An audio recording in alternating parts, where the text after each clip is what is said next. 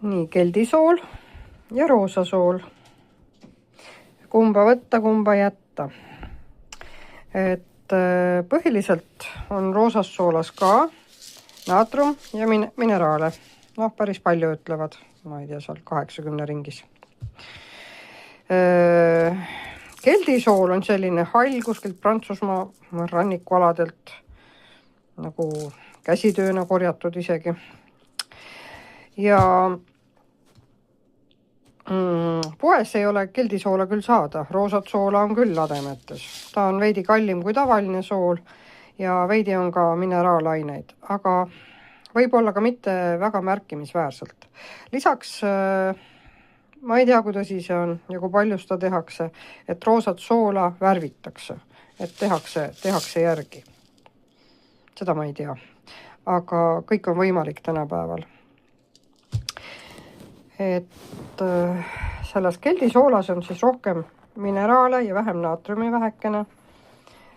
Maitse poolest on pehme ja roosasool on ka selline pehmema maitsega kui tavaline rafineeritud sool.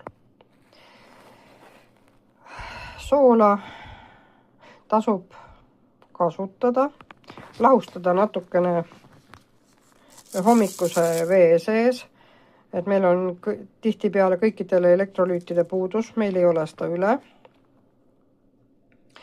Ja võib teda lahustada kas siis näpuotsatäie või pool teelusikatäit või kuidas te tunnete.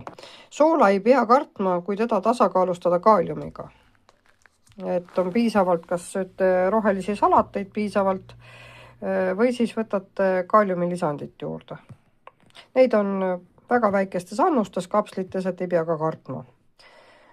Et kaaliumi võetakse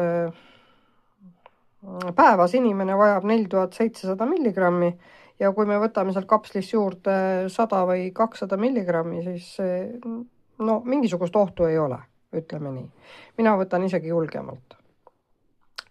Koos soola ja magneesiumiga ja ka potassiumi juurde siis.